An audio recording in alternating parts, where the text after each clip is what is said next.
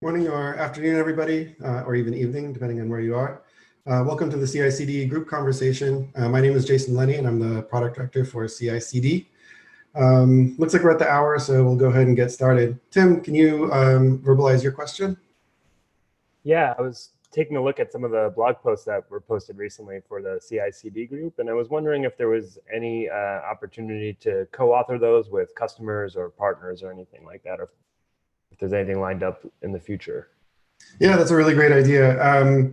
We have been doing more and more customer conversations within CI/CD and making it a point to prioritize involving customers in many different ways. One area that we haven't really done a ton of that yet is in case studies and publishing blog posts. It's always nice when you have a customer involved in it because you have the nice story of somebody really getting some nice benefit out of something. So I think that that's something that we can definitely prioritize doing in the near future. And I actually already have a couple ideas with some of the new features that we have coming out. One of the things that's really, really nice about CI/CD is we get a ton of customer engagement with the issues because we have a lot of mature users of our product. And so a good example is the directed acyclic graph features that we came out with recently, where there was a ton of customers involved in giving awesome feedback and improving the feature as we're going to deliver it in the MVC in 12.2.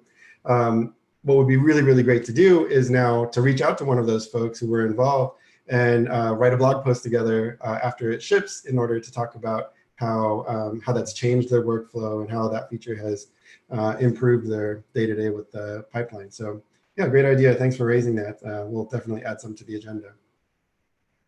Kenny? Yeah, thanks, Jason.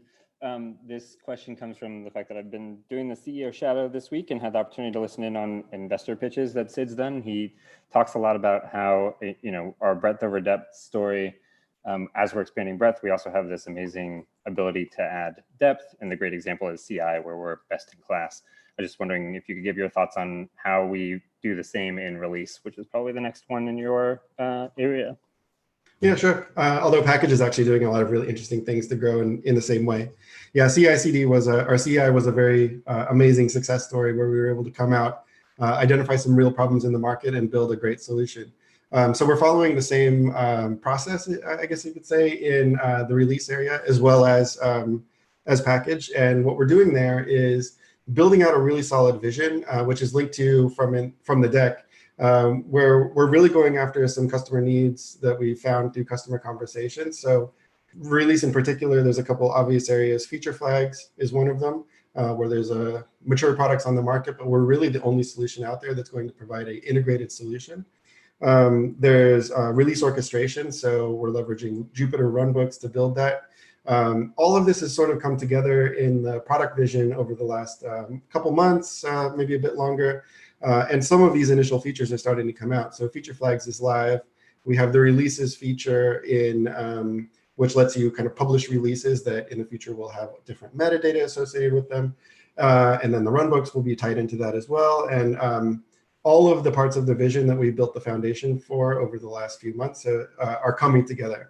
And so I would look for us to do, to be much more relevant in the conversation going forward, even pretty much immediately. I think feature flags gives us a real foot in the door with a lot of companies that are having problems with delivering software, having issues with rollbacks or instability. And then the runbooks will help with teams that have these big, kind of enterprise-y deployment plans where everybody gets in a room and they put the plan up on the board, usually in Excel.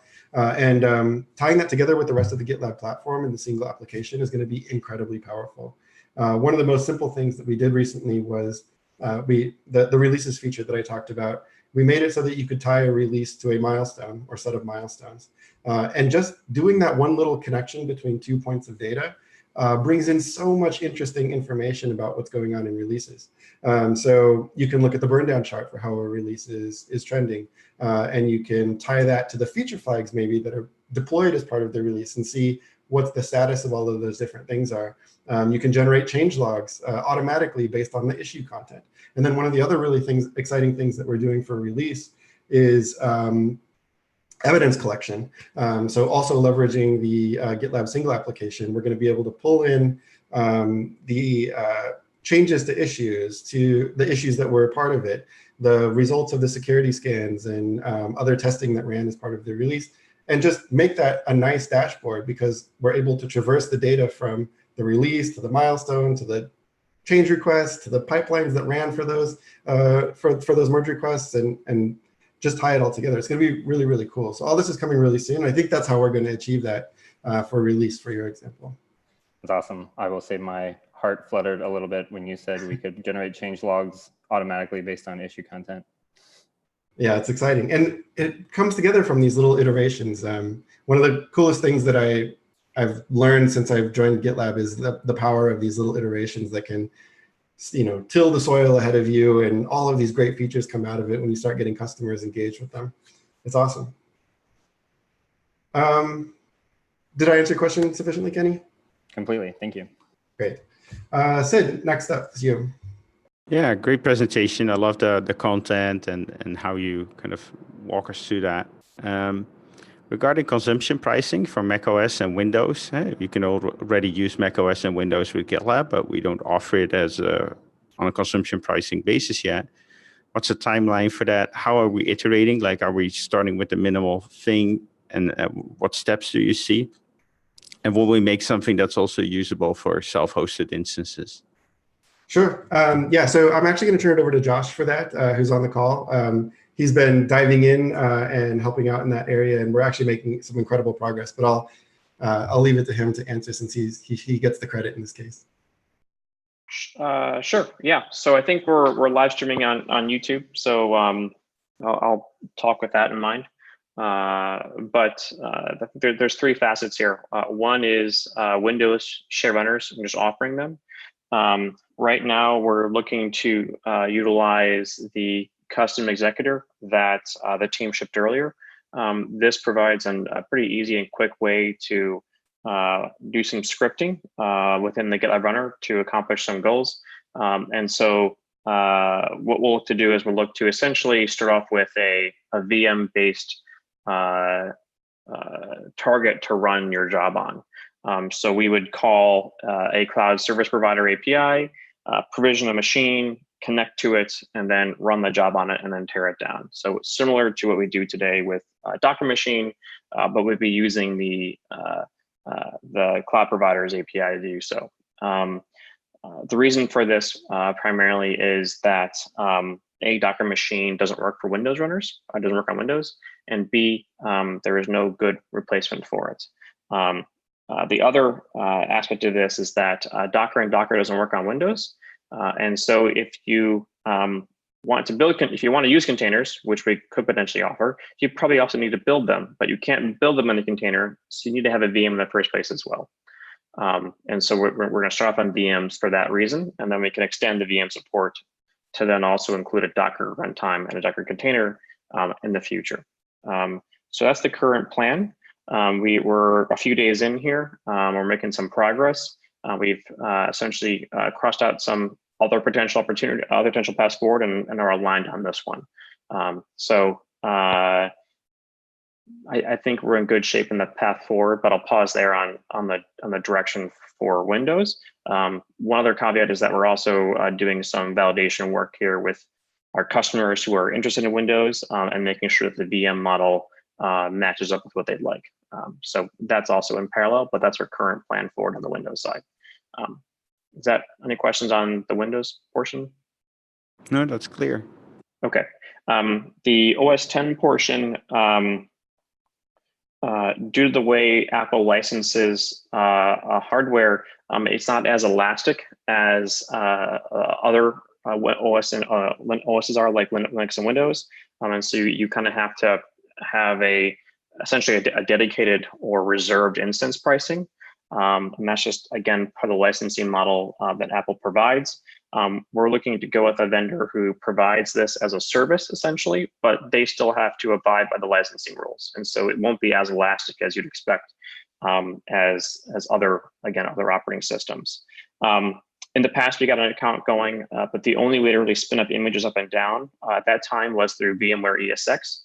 We don't have dedicated integration right now with VMware ESX. Luckily, this provider has implemented a new solution, and that's launching this week. and they built some integration to go along with that with GitLab. And so we should be getting turned up on that next week, hopefully on Tuesday.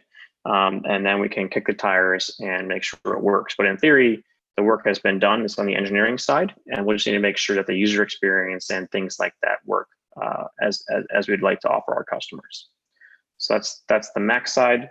I'll pause there for questions. No, that's great. That sounds really good. And then the pricing side, I'm still working on. I think one thing which I would like to do is I would like to not get blocked on having custom or special pricing for Mac and Windows because they are more expensive than Linux. So ideally, if we can get these things done quickly here, we could launch them without necessarily having the sort of additional minute costs or different billing model to support them. So potentially we could offer like a promotional pricing period to sort of celebrate the introduction of Windows and Linux runners and offer it for 3 months while we align on what the right billing model is, and then have the engineering capability support that model. So that's one thing we're discussing now.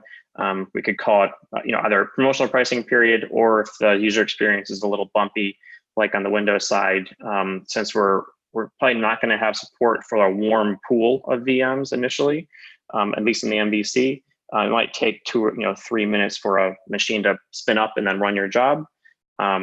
We could, if it's a little bumpy, we can consider calling it preview or beta and maybe making it free. But that's what I'm hoping to do,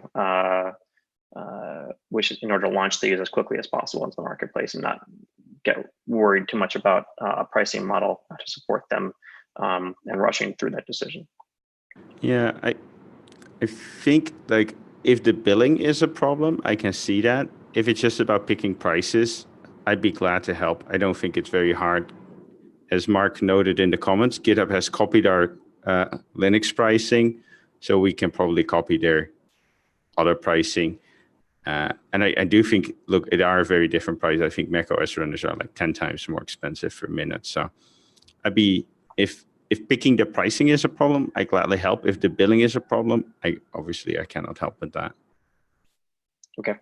Would you be okay with sort of if the billing capability to like actually bill 10 times more for a Mac runner than a Linux runner, would you be supportive sort of not waiting for that long poll and shipping as is, or? Sorry, what do you mean with not waiting? Yeah, so for example, if we're ready to launch, say Windows and Linux shared runners, but the engineering work to be able to charge, say 10x for a Mac minute versus a Linux minute would take us longer. Would you be okay with sort of launching with like a promotional period or something like that? Yeah, and even call it an alpha or something like that, where look, you're not paying any more than Linux minutes, but probably we're going to be under provisioned because we cannot pay for that many Mac runners. So a promotion kind of assumes that it's out of beta. So I would just call it a test period or something like that to further set expectations. Okay, sounds good. But I'm supportive of that. Cool. Let me jump in the document and just see if there's any. The last one is like, are we making sure that we make something that's also usable for self-hosted instances? Because like when we have our default kind of customer rollout is first they start using GitLab, and then next step is shared runners, and the next step is container clusters. But it would be great if shared runners, the alternative for that is just, hey, put in a credit card here, and now your whole company has shared runners. Yeah, so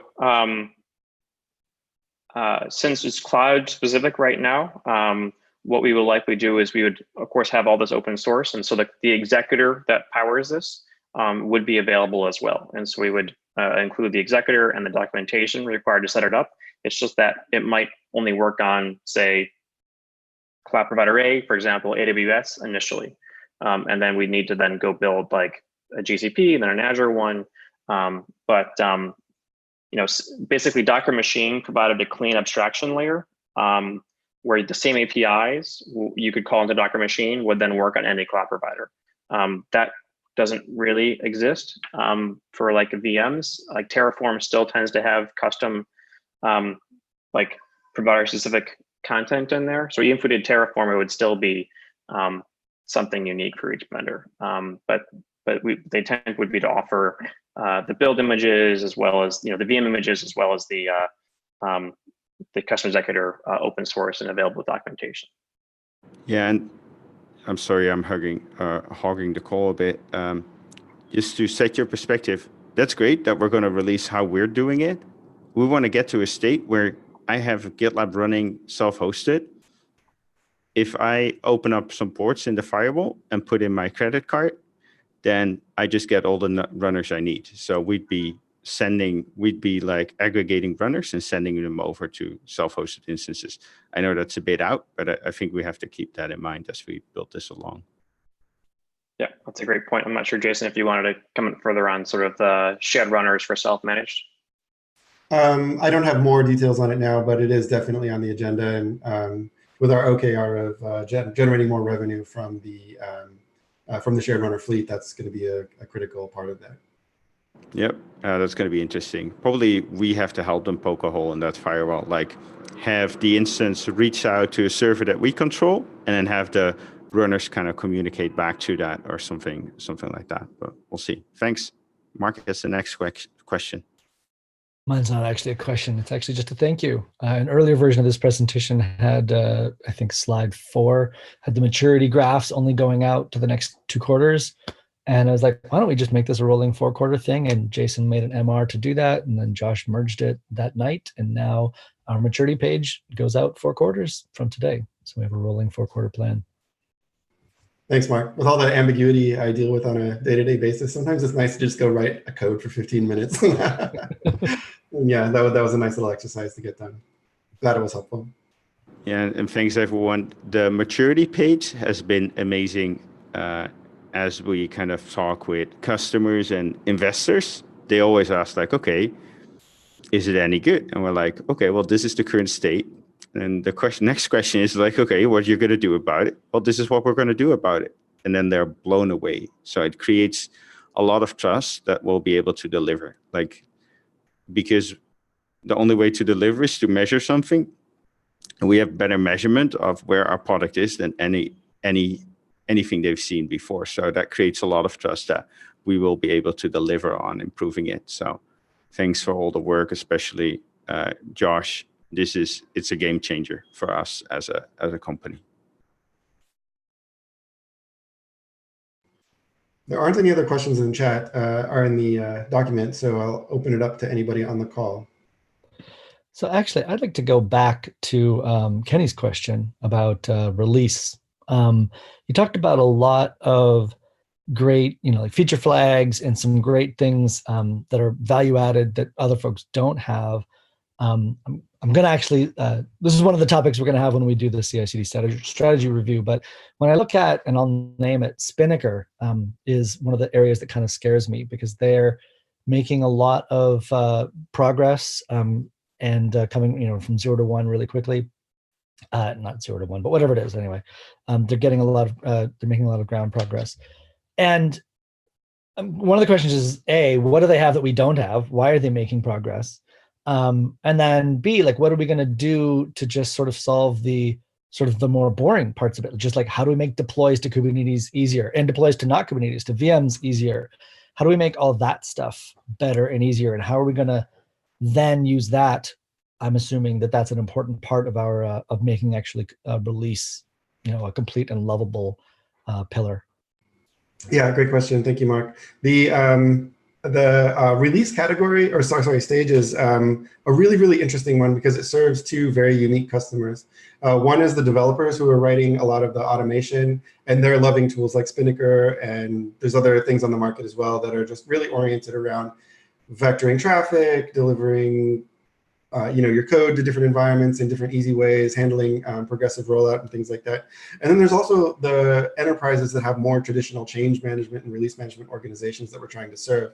And when you talk to the analysts, for example, they're really, really interested in that kind of more legacy or traditional model and group of people. And so we definitely want to serve them because all of these organizations are not really moving immediately into the fully developer-led continuous delivery types of models. They still have these organizations that need our support to be successful in the kind of world that we're allowing organizations more broadly to create as GitLab. So a lot of the features that I were talking about are the ones that serve them. But you're totally right that there's a lot of research that we're doing now that some of that stuff has gotten a little bit of traction around how to make more deployment models, like base deployment models, like AB, Canary, and things like that in the product, and our deploy boards and things like that. Work better for developers. We coasted a little bit recently on just that we had these features, they were working, and some of these other areas needed attention in order to move the needle with how we're kind of engaging with the market more broadly. But now that that's got some traction, we're turning our attention towards these types of solutions. And so definitely on the same page that solutions like Spinnaker and developer-owned and led tooling is where we want to be as GitLab for sure. I hope that we'll be talking soon, maybe in the next one of these, about what some of those solutions are going to be. Right now, we're sort of in a research phase for all of those. I'd invite anybody who's watching or interested to join those issues. Most of this work that you're talking about is happening in the continuous delivery category, so you can look at our vision there and see where we're thinking about some of these things. But again, that's really evolving really rapidly, and so people with real use cases and experience and the features that are going to be important to you. If you've used Spinnaker before and you've compared our product to it, that kind of information can help us make the best product that we can make, sooner than later. Cool. Thanks, Jason.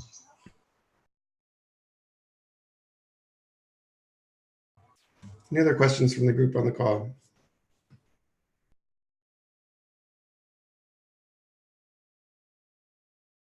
Well, if not, then I'll thank everybody for the really interesting conversation. It's always nice to do one of these, and looking forward to the next one. Thank you. Thank you, Jason. Great. Thanks, Jason.